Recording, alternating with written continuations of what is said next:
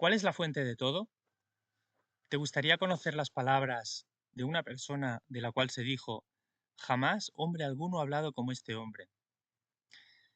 Él decía que sus ovejas oyen su voz y les siguen, y les da vida eterna, y que no perecerán jamás y nadie las arrebatará de su mano. Escuchemos qué decía, porque este hombre aseguraba que le había enviado su Padre que está en el cielo, y que de él proceden todas las cosas. Este hombre se llama Jesús, que significa el Salvador. Él decía que su Padre es su Dios y nuestro Dios. Sin embargo, el pensamiento de que podemos vivir sin este Dios no le parece extraño a la mayoría de las personas. Ahora bien, Jesús nos advirtió de que este pensamiento es totalmente suicida. Él decía, quien tiene al Hijo tiene la vida, el que no tiene al Hijo de Dios no tiene la vida. También decía, cuán preciosa, oh Dios, es tu misericordia, porque contigo está el manantial de la vida. Vemos que para tener la vida hay que tener al Hijo y al Padre y conocer su carácter. Más adelante escucharemos sus palabras de por qué Dios es la fuente de la vida y Jesús el camino para llegar a esta fuente. Ahora vamos a ver el lado suicida y qué pasa si no tenemos a Dios. Jesús se revela como el medio por el cual Dios crea todas las cosas, tanto visibles como invisibles, y que todas las cosas en él subsisten. ¿A qué crees que se refiere cuando dice que creó cosas invisibles? ¿Crees que hay cosas invisibles que influyen de alguna manera, ya sea supuestamente para bien o para mal, en nuestras vidas? Resulta que Jesús nos advirtió de que no tenemos lucha contra carne y sangre, es decir, contra seres humanos, sino contra principados, contra potestades, contra gobernantes de las tinieblas, contra huestes espirituales de maldad. Nos advierte de que hay un problema con nosotros que nos afecta y que afecta al mundo. Y todo lo que Él quiere hacer es ayudarnos. Siempre se ha dicho que hay que ir a la raíz del problema para poder solucionarlo.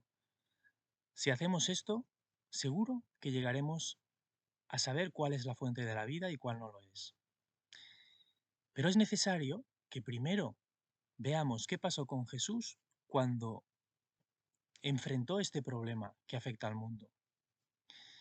Al final de 40 días en el desierto, cuando Jesús estaba en comunión con su Padre, preparándose para la misión de recuperar el dominio que Satanás reclamaba como suyo, es decir, el dominio de la raza humana, en su tercer intento, Satanás le dijo a Jesús, mostrándole todos los reinos del mundo y su gloria, todo esto te daré si postrado me adorares. Entonces Jesús le dijo, vete, Satanás, porque escrito está, al Señor tu Dios adorarás y a Él solo servirás. ¿Qué estaba ofreciéndole realmente Satanás a Cristo? Jesús no deseaba el reino de Satanás, ni su sistema de gobierno, ni su manera de hacer las cosas. Lo que él quería era que los corazones y las mentes de hombres y mujeres estuvieran conectados con el suyo. Él vino a recuperar lo que se había perdido, un reino con un sistema de valores totalmente diferente, con un sistema de relaciones completamente diferente. Jesús sabe que el reino de Satanás es malo, porque él le ofrecía los magníficos palacios y templos, pero ocultaba el verdadero estado de los súbditos de su reino, un estado miserable de destrucción, de enfermedad y muerte.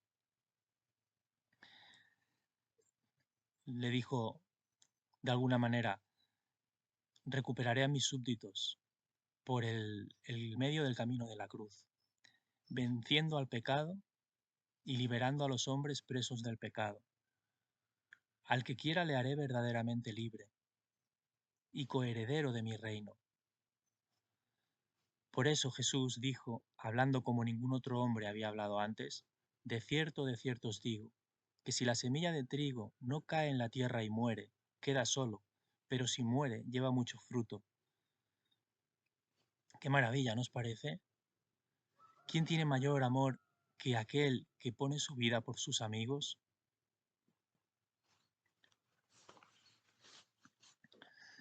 Sigamos. ¿Vemos alguna evidencia de, de un reino glorioso y brillante en la historia de la humanidad desde la caída de Adán? Más bien todo lo contrario. ¿Qué está pasando? ¿Cuáles son los elementos clave que causan este estado en la raza humana? Como dijimos, vamos a ir a la raíz. Necesitamos ir donde comenzó todo, donde el reino de Satanás fue introducido en el hombre, el jardín del Edén. Allí Eva, en un momento que se encontraba separada de Adán, escuchó una voz que venía del árbol prohibido, que le dijo: ¿Con que Dios os ha dicho no comáis de todo árbol del huerto? Satanás, oculto en una serpiente, tentó a Eva, colocando dudas en su mente acerca de la palabra de Dios. Y ella, en su inocencia, se puso en grave peligro al repetir las palabras que Dios les había dicho, diciéndole: del fruto de todo árbol del huerto podéis comer, pero del fruto del árbol que está en medio del huerto no comeréis ni le tocaréis, para que no muráis. No estaba preparada para la respuesta. Satanás le dijo: no moriréis, sino sabe Dios que el día que de él comiereis, vuestros ojos serían abiertos, siendo como Dios, conociendo el bien y el mal. ¿Qué le estaba diciendo realmente Satanás a Eva? Le estaba intentando hacer creer que no necesita preocuparse por lo que le digan, que ella tiene vida en sí misma y que puede hacer lo que quiera sin sufrir ningún daño, que equivale a decir: de cierto no morirás. Ese concepto, de cierto no morirás, les había quitado su total sentido de dependencia de su Padre Celestial. Atacó los fundamentos de quiénes eran como individuos, confundió su identidad y en consecuencia su valor como hijos de Dios. Fíjate ahora lo que supuso también cuando Satanás les dijo que cuando comieran del fruto sus ojos serían abiertos a un estado superior de existencia. No solo que tenían vida en sí mismos, sino que hay cosas poderosas que si las posees pueden hacerte más poderoso aún. Nos damos cuenta, este sistema totalmente utópico y engañoso en el que vivimos ofrece una vida inherente sin un benefactor con autoridad y nos lleva a una búsqueda sin fin y desesperada de cosas en el ambiente, ya sean personas o bienes materiales, que nunca llegan a saciar el alma. Realmente no había veneno alguno en la fruta, ni cosa mala. El veneno eran las palabras de Satanás y los principios de su reino. ¿Y sabes qué? Cada vez que desconfiamos de la palabra de Dios, cada vez que dudamos de su palabra y cada vez que intentamos obrar individualmente sin tener en cuenta a Dios, comemos exactamente de la misma manera en que Adán y Eva lo hicieron. Ahora vamos a ver si Dios es la fuente de la vida. Recordemos que todo lo que podemos ver y lo que no fue creado por Dios y por su Hijo Jesucristo, y todo es mantenido por Él. El apóstol Pablo, estando en Grecia e inspirado por Jesús, le dijo a los filósofos: el Dios que hizo el mundo y todas las cosas que en él hay, siendo el Señor del cielo y de la tierra, no habita en templos hechos por manos humanas, ni es honrado por manos de hombres, como si necesitase de algo, pues Él es a quien da todos vida y aliento y todas las cosas, y de una sangre ha hecho todo el linaje de los hombres, para que habiten sobre toda la faz de la tierra, y les ha prefijado el orden de los tiempos y los límites de su habitación, para que busquen a Dios, si en alguna manera, palpando, puedan hallarle, aunque ciertamente no está lejos de cada uno de nosotros, porque en Él somos, en Él nos movemos y en Él vivimos. Vemos que dice que todo sale de Dios y al final dice que en Él vivimos. Por tanto, la lógica nos muestra que sin Él no podríamos vivir. Dependemos para todo de Él, tanto física, mental como espiritualmente. Dios creó el mundo, tiene su sello en él, la naturaleza da testimonio de él, y el mismo poder que obra en la naturaleza obra en el hombre. En todo corazón no solo existe poder intelectual, sino poder espiritual, una facultad de discernir lo justo, un deseo de ser bueno, y todo es un don de Dios. Pero Satanás nos dice que esto es inherente a nosotros mismos, del proceso biológico que poseemos como propio. Esta mentira ahoga la fuente de la vida y la luz en nuestras almas, y cuando la fuente es bloqueada solo queda la oscuridad y la vida muere. Entonces nos preguntamos, ¿la vida fluye de Dios o viene de nosotros mismos? Hay personas que consideran a Dios como fuente de la vida, pero como otras que no lo creen, piensan que todo es como un reloj de cuerda, como una batería que cuando se agota deja de funcionar. Pero Jesús nos dice que Él es la fuente de la vida. Lo que pasa es que nosotros decidimos a quién servir, para que gobierne en nuestro reino, en nuestro corazón, porque Dios no obliga a nadie, su reino es de amor y no fuerza la conciencia. Nos da libertad de elección entre los dos únicos reinos posibles. Dios nos pide que le amemos de todo corazón y que le busquemos, que le escuchemos. ¿Por qué? Porque Él es la fuente de la vida. Si como Eva no lo hacemos y oímos otra voz, entonces empezamos a ceder nuestra mente al control de Satanás y pecamos haciendo el mal que nos lleva a la muerte, porque nos separa de la vida que es Dios. Dejemos que la fuente de la vida nos siga proporcionando su agua. Jesús le dijo a una mujer samaritana en un pozo, pero el que bebiere del agua que yo le daré, no tendrá sed jamás, sino el agua que yo le daré será en él una fuente que salte para vida eterna.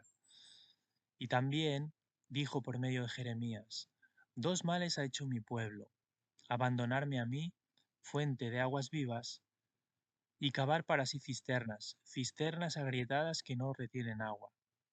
Necesitamos reparar esas grietas con nuestro arrepentimiento y tomar de esa agua que nos quiere dar Jesús, que no es más que Él mismo, por medio de su Espíritu, para que more en nosotros.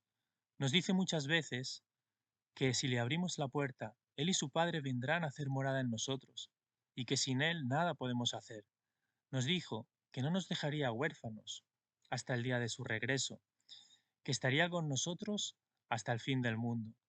Necesitamos no solo que nos siga dando aliento mientras Él pueda, necesitamos su espíritu, porque su fruto, como Él nos dice, es amor, gozo, paz, paciencia, benignidad, bondad, fe, mansedumbre y templanza. Y contra esas cosas no hay ley, no hay objeción alguna.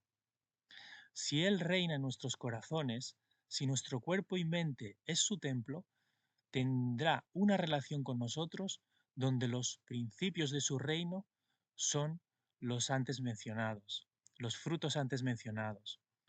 Dios es la fuente de la vida. Tenemos que pedirle el agua de esa fuente. Él nos la dará porque Él lo ha prometido. Nos dijo, y todo lo que pidierais al Padre en mi nombre, lo haré, para que el Padre sea glorificado en el Hijo. Si algo pidierais en mi nombre, yo lo haré. Dios es un Padre perfecto de carácter y es una fuente solo de bien, de agua pura. Jesús vino a reflejarlo y lo reflejó tal y como es Él, y a ofrecernos de esa fuente.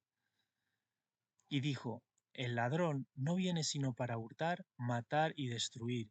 Yo he venido para que tengan vida y la tengan en abundancia. Gracias a Dios que tenemos a un Salvador, un manantial de la fuente de agua inagotable y gratuita, que dijo en el último y gran día de la fiesta de tabernáculos, levantándose y alzando la voz, si alguno tiene sed, venga y beba. El que cree en mí, como dice la Escritura, de su interior correrán ríos de agua viva. Seguiremos conociendo más. En el próximo vídeo hablaré del sistema de valor. ¿Qué es lo realmente valioso en la vida? ¿Qué nos da valor? Seguiremos conociendo cómo es realmente Dios. Si Él quiere, hasta entonces.